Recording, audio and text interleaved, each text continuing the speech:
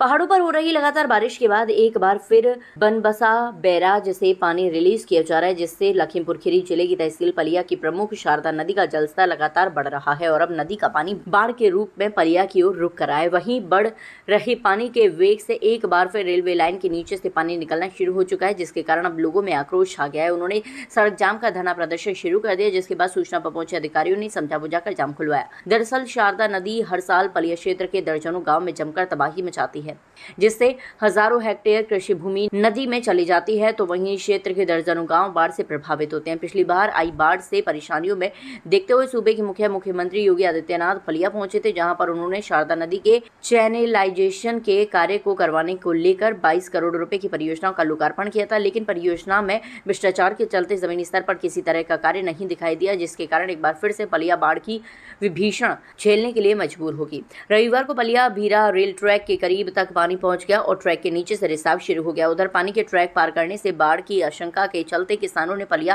भीरा highway जाम कर दिया। किसान बाढ़ खंड के अफसरों पर काम में लापरवाही का आरोप लगा रहे हैं। किसानों का कहना है कि पिछले वर्ष की तरह इस बार भी अगर रेलवे लाइन नीचे से पूरे तरीके से कट जाएगी तो पानी खेत और बस्ती में आएगा। हमारी पूरी फसल बाढ़ के पानी में बह जाएगी और हम लोग कुछ नहीं कर पाएंगे। उधर एसडीएम रत्नाकर मिश्रा ने एक सिख फार्मर के घर पर बैठक कर किसानों को बताया कि रेलवे के अधीन क्षेत्र है, रेलवे कार्य कर रहा है। उन्होंने किसानों से अपील की है कि वह लोग रेलवे का सहयोग करें। उन्होंने किसानों से कहा कि चीनी मिल से 1000 बोरी लाकर मिट्टी भरकर पटान में मदद करें।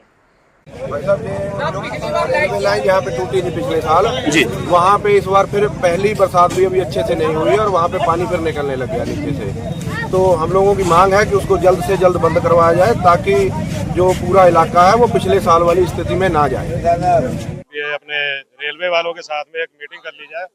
प्रशासन और रेलवे से जो मीटिंग हुई उसमें यही इनका हुआ है, किसान अपनी तरफ से जितनी कार सेवा कर पाए वो करें और जो इनके तरफ से बोल्डर मुहैया करवा पाएंगे ये वो करवाएंगे और जाल मुहैया करवाएंगे। नहीं, उसमें इनकी बहुत सी खामियां रही हैं इसमें, क्योंकि खाली इन्होंने बड़े पत्थर डाल दिए गए थे बोल्डर, लेकिन उसमें मोरंग और वो छोट दरी बजरी जो डाली जाती है वो नहीं डाली गई थी। इस वजह से पत्थरों के बीच में जो गैप रह गया वहां से पानी रिस्क है, वो नीचे को कटता जा रहा है, लाइन बैठती जा रही है।